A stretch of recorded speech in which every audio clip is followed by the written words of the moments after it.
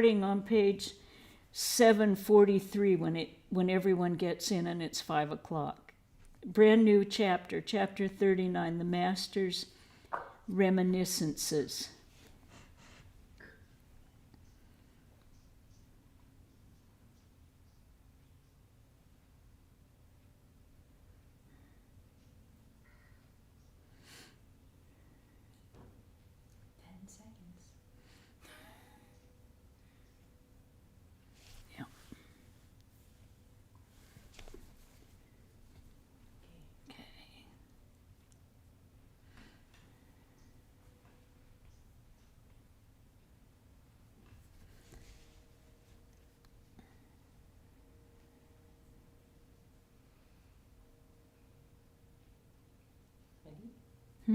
Yep, ready. Okay, as I was saying, we're starting on chapter 39, the Master's Reminiscences. April 12th, 1885. Sri Ramakrishna was sitting with the devotees in Balaram's drawing room in Calcutta. M arrived at 3 o'clock. Girish, Balaram, the younger Narayan, Paltu, Dvija, Purna, Mahendran Mukherjee, and many other devotees were there. Shortly, Trilokya Sanyal, Jaigopal Sen, and other members of the Brahmo Samaj arrived. Many women devotees were present also. Now, this is one of the times when M actually mentions there were women there. Many women devotees were present also, seated behind a screen. Among them was Mohini's wife, who had almost gone insane on account of her son's death. There were a few other afflicted souls like her who used to visit the Master to obtain peace of mind. Sri Ramakrishna was describing to the devotees the various incidences of his sadhana and the phases of his spiritual realization. Master, during my sadhana, when I meditated, I would actually see a person sitting near me with a trident in his hand. He would threaten to strike me with the weapon unless I fixed my mind on the lotus feet of God, warning me that it would pierce my breast if my mind strayed from God. The Divine Mother would put me in such a state that sometimes my mind would come down from the Nitya to the Leela, and sometimes go up from the Leela to the Nitya. Sometimes, when the mind descended to the Leela, I would meditate day and night on Sita and Rama. At those times, I would constantly behold the forms of Sita and Rama. Ramlala,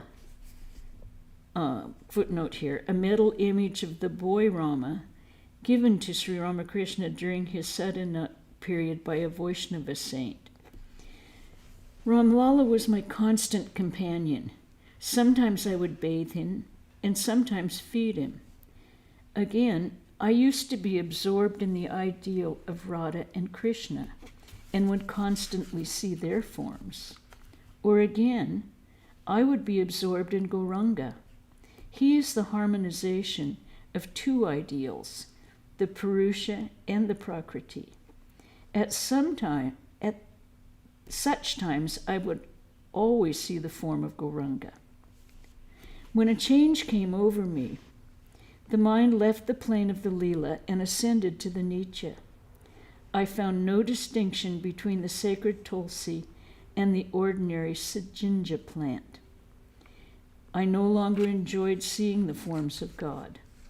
I said to myself, they come and go. I lifted my mind above them. I removed all the pictures of gods and goddesses from my room and began to meditate on the primal Purusha, the indivisible Satchidananda, regarding myself as his handmaid. I practice all sorts of sadhana. There were 3 classes of sadhana: sattvic, rajasic, and tamasic. In the sattvic sadhana, the devotee calls on the Lord with great longing, or simply repeats his name. He doesn't seek any result in return. The rajasic sadhana prescribes many rituals: purishcharna, pilgrimage, panchatapa, worship with 16 articles, and so forth. The tamasic sadhana is a worship of God with the help of tamas. The attitude of a tamasic devotee is this: Hail, Kali! What? Wilt thou not reveal thyself to me? If not, I will cut my throat with a knife. In this discipline, one does not observe conventional purity. It is like some of the disciplines prescribed by the Tantra. During my sadhana period, I had all kinds of amazing visions. I distinctly perceived the communion of Atman. A person exactly resembling me entered my body and began to commune with each one of the 6 lotuses. The petals of these lotuses had been closed, but as each of them experienced the communion, the drooping flower bloomed and turned itself upward. Thus blossomed forth the lotuses at the centers of Muladhara, Swadhisthana, Anahata, Vishuddha, Agnya, Sahasra. The drooping flowers turned upward. I perceived all these things directly. When I meditated during my sadhana, I used to think of the unflickering flame of a lamp set in a windless place. In deep meditation, a man is not at all conscious of the outer world. A hunter was aiming at a bird. A bridal procession passed along beside him, and the groom's relatives and friends, music, carriages, horses. It took a long time for the procession to pass the hunter, but he was not at all conscious of it. He did not know that the bridegroom had gone by. A man was angling in a lake all by himself. After a long while, the float began to move. Now and then its tip touched the water. The angler was holding the rod tight in his hands, ready to pull it up, when a passerby stopped and said, "Sir, can you tell me where Mr. Banerjee lives?" There was no reply from the angler, who just sat on the point of pulling up the rod. Again and again the stranger said to him in a loud voice, "Sir, can you tell me where Mr. Banerjee lives?" But the angler was unconscious of everything around him. His hands were trembling, his eyes fixed on the float. The stranger was annoyed and went on. When he had gone quite a way, the angler's float sank underwater, and with one pull of the rod, he landed the fish. He wiped the sweat from his face with his towel and shouted after the stranger. "Hey," he said, "come here. Listen." But the man would not turn his face. After much shouting, however, he came back and said to the angler, "Why are you shouting at me?" What did you ask me about?" said the angler. The stranger said, "I repeated the question so many times, and now you're asking me to repeat it once more?" The angler replied, "At that time my float was about to sink, so I didn't hear a word of what you said." A person can achieve such single-mindedness in meditation that he will see nothing, hear nothing. He will not be conscious even of touch. A snake may crawl over his body, but he will not know it. Neither of them will be aware of the other. In deep meditation, the sense organs stop functioning. The mind does not look outward. It is like closing the gate of the outer court in a house. There are 5 objects of the senses: form, taste, smell, touch, and sound. They are all left outside. At the beginning of meditation, the objects of the senses appear before the aspirant. But when the meditation becomes deep, they no longer bother him.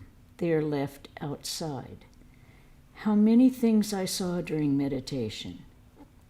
I vividly perceived before me a heap of rupees, a shawl, a plate of sweets, and 2 women with rings in their noses. What do you want? I asked my mind. Do you want to enjoy any of these things? No, replied the mind. I don't want any of them. I don't want anything but the lotus feet of God. I saw the inside and the outside of the women, as one sees from outside the articles in a glass room. I saw what is in them: entrails, blood, filth, worms, phlegm, and such things. Girish Chandra Ghosh used to say now and then that he could cure illness by the strength of the Master's name. Master to Girish and the other devotees.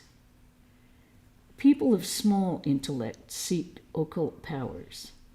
Powers to cure disease, win a lawsuit, walk on water, and such things.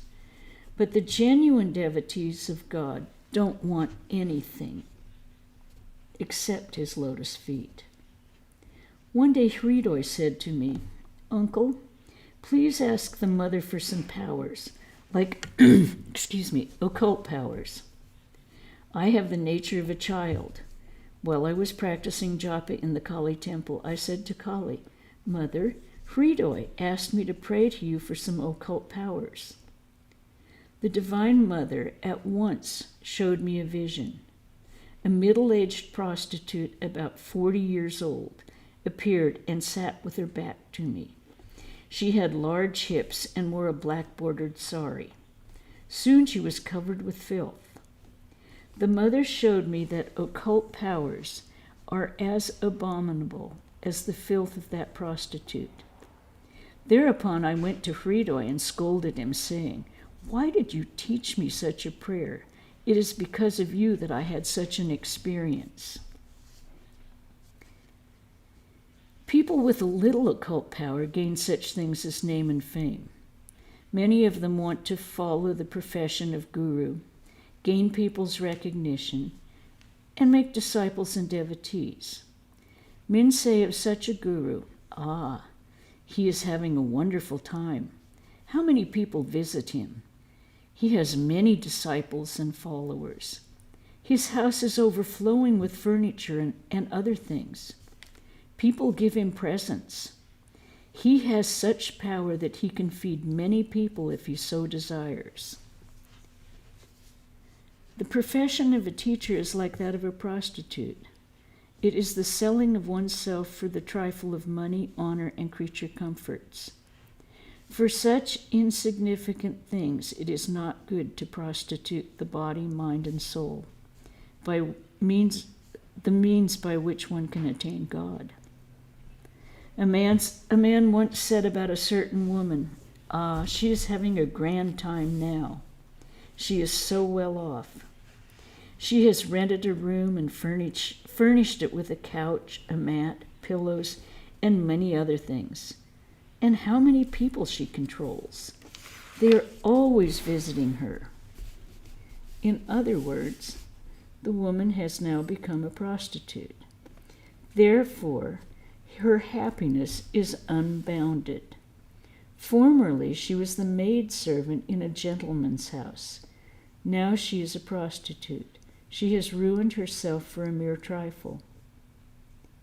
How many other visions I saw while meditating during my sadhana. Once I was meditating under the bell tree when sin appeared before me and tempted me in various ways. He came to me in the form of an English soldier. He wanted to give me wealth, honor, sex pleasure, various occult powers, and such things. I began to pray to the Divine Mother. Now I'm telling you something very secret. The mother appeared. I said to her, Kill him, Mother. I still remember that form of the mother, her world-bewitching beauty. She came to me taking the form of Krishnamai, but it was as if her glance moved the world. Sri Ramakrishna became silent. Resuming his reminiscences, he said, "How many other visions I saw, but I am not permitted to tell them. Someone is shutting my mouth, as it were. I used to find no distinction between the sacred tulsi and the insignificant sajina leaf. The feeling of distinction was entirely destroyed. Once I was meditating under the banyan tree when I was shown a Mussulman with a long beard." There's a footnote here too. It was perhaps a vision of Muhammad, the founder of Islam. "He came to me with rice in an earthen plate. He fed some other Mussulmans with the rice and also gave me a few grains to eat. The mother showed me that there exists only one and not two. It is Satchidananda alone that has taken all these various forms. He alone has become the world and its living beings. Again, it is he who has become food." To Girish, M. and the others, "I have the nature of a child. Hridoy said to me, 'Uncle, ask the mother for some occult powers.' At once I went to the temple to ask her about them. At that time, God had put me in such a state that I had to listen to those who lived with me. I felt like a child who sees darkness all around unless someone is with him. I felt as if I should die unless Hridoy was near me. You see, I am in that state of mind just now. While I am speaking to you, my inner spirit is being awakened." As Sri Ramakrishna uttered these words, he was on the point of plunging into samadhi and losing consciousness of time and space. But he was trying with the utmost difficulty to control himself. He said to the devotees in an ecstatic mood, "I still see you, but I feel as if you had been sitting here forever. I don't recall when you came or where you are." Sri Ramakrishna was silent a few minutes. Then, regaining partial consciousness, he said, "I shall have a drink of water." He often said things like this after samadhi in order to bring down his mind to the ordinary plane of consciousness. Girish was a newcomer and did not know this, so he started to bring some water. Sri Ramakrishna asked him not to, saying, "No, my dear sir, I cannot drink now." The master and the devotees were silent a while. Sri Ramakrishna resumed the conversation. Master to M. "Well, have I done any wrong in telling these secret experiences?" M. did not know what to say and kept quiet. Master, "Why should there be any harm in it? I have told these things to create faith in you all." After a while, he said to M. very humbly, "Will you kindly bring him here?" He referred to Purna. M. hesitating. "Yes, sir, I shall send for him this very moment." Master eagerly, "In Purna, I have reached the post." Was Sri Ramakrishna hinting that Purna was perhaps the last devotee of his inner circle? Sri Ramakrishna then described to Girish, M, and the other devotees his own experience of Mahabhava. Master to the devotees, "My joy after that experience was equal to the pain I suffered before it. Mahabhava is a divine ecstasy. It shakes the body and mind to their very foundation. It is like a huge elephant entering a small hut. The house shakes to its foundation. Perhaps it falls to pieces. The burning pain that one feels when one is separated from God is not an ordinary feeling. It is said that the fire of this anguish in Rupa and Sanatana scorched the leaves of the tree under which they sat. I was unconscious for 3 days in that state. Rupa and Sanatana are two great disciples of Sri Chaitanya. I couldn't move. I lay in one place. When I regained consciousness, the Brahmani, that was his teacher, took me out for a bath, but my skin couldn't bear the touch of her hand, so my body had to be covered with a heavy sheet. Only then could she hold me with her hand and lead me to the bathing place. The earth that had stuck to my body while I was lying on the ground had become baked. In that state, I felt as if a plowshare were passing through my backbone. I cried out, "Oh, I am dying, I'm dying." But afterwards, I was filled with great joy. The devotees listened breathlessly to these experiences of the Master. Master to Girish: "But it isn't necessary for you to go so far. My experiences are for others to refer to. You busy yourself with 5 different things, but I have one ideal only. I do not enjoy anything but God. This is what God has ordained for me." Smiling: "There are different trees in the forest, some shooting up with 1 trunk, and others spreading out with 5 branches." All smile. "Yes, my experiences are for others to refer to, but you should live in the world in a spirit of detachment. You will no doubt have dirt on your body, but you must shake it off as the mudfish shakes off the mud. You may swim in the black ocean of the world, but your body should not be stained." Girish smiling: "But you too had to marry." Laughter.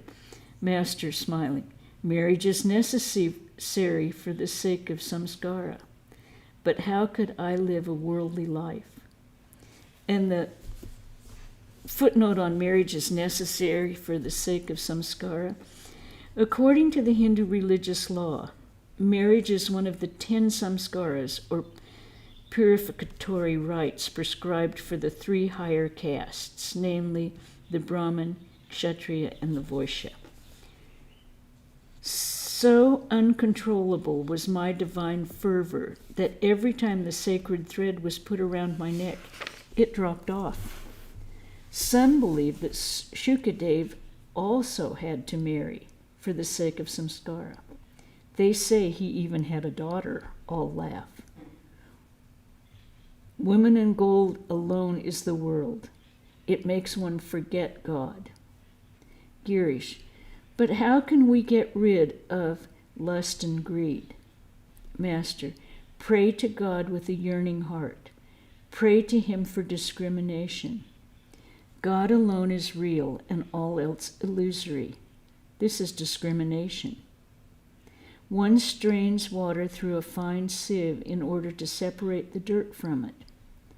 The clear water goes through the sieve, leaving the dirt behind.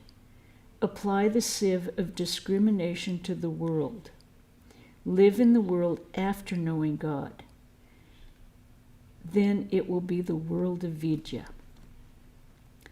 Just see the bewitching power of lust. Women, I mean the women who are the embodiment of avidya, the power of delusion. They fool men, as it were. They take away their inner substance. Alas, when I see a man and a woman sitting together, I say to myself, alas, they are done for. Looking at him, Haru, such a nice boy, is possessed by a witch. People ask, where is Haru? Where is he? But where do you expect him to be? They all go to the banyan and find him sitting quietly under it. He no longer has his beauty, power, or joy. He is possessed by the witch that lives in the banyan. If a woman says to her husband, "Go there," he at once stands up ready to go. If she says, "Sit down here," immediately he sits down. A job seeker got tired of visiting the manager in an office. He couldn't get a job. The manager said to him, "There's no vacancy now, but come and see me now and then." This went on for a long time, and the candidate lost all hope. One day he told his tale of woe to a friend. The friend said, "How stupid you are. Why are you wearing away the soles of your feet going to that fellow? You had better go to Golab. You will get the job tomorrow." "Is that so?" said the candidate. "I'm going right away." Golab was the manager's mistress. The candidate called on her and said, "Mother, I am in great distress. You must help me out of it. I am the son of a poor Brahmin. Where else shall I go for help? Mother, I have been out of work many days. My children are about to starve to death.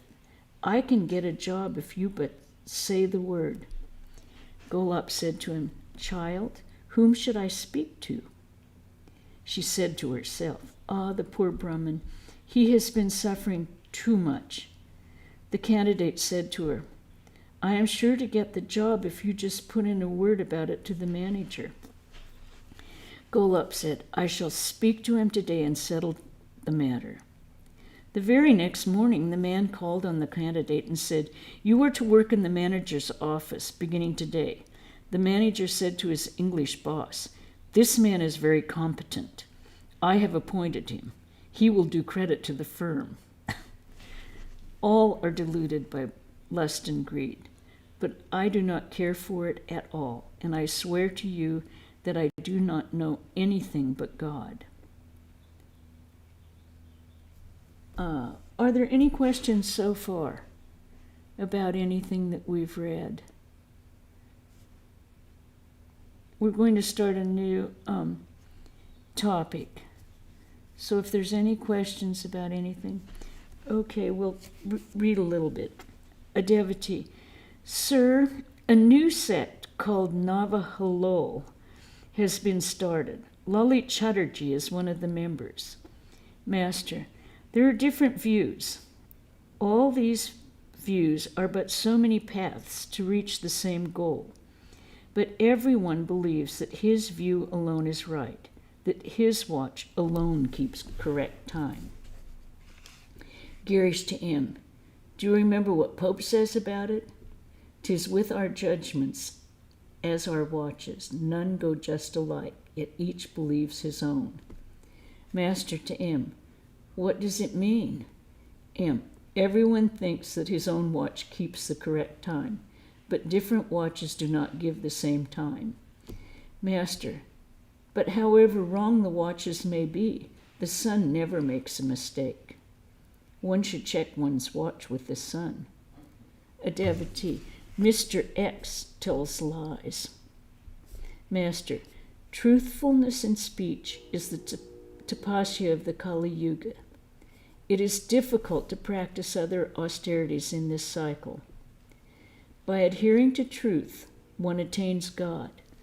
Tulsidas said, "Truthfulness, obedience to God, and the regarding of others' wives as one's mother are the greatest virtues. If one does not realize God by practicing them, then Tulsi is a liar." Keshab Sen assumed his father's debts. Others would have repudiated them. I visited Devendra's Samaj in Joroshanko and found Keshab meditating on the dais. He was then a young man. I said to Mathur Babu, "Of all who are meditating there, this young man's float alone has sunk underwater. The fish is biting at the hook." There was a man, whom I shall not name, who for 10,000 rupees told a lie in court. In order to win the lawsuit, he made me give an offering to the Divine Mother. He said to me, "Father, please give this offering to the Mother." Trusting him like a child, I gave the offering. Devotee: a nice man indeed. Master: but he had such faith in me that he believed the mother would grant his prayer if but I made the offering. I think we'll stop there this evening. We're going to be talking about Lalit Babu next. No, we won't be talking about Lalit Babu next Saturday because it will be Maharaja's Puja Day here. So you're all invited to attend the puja. Isn't that correct? Okay.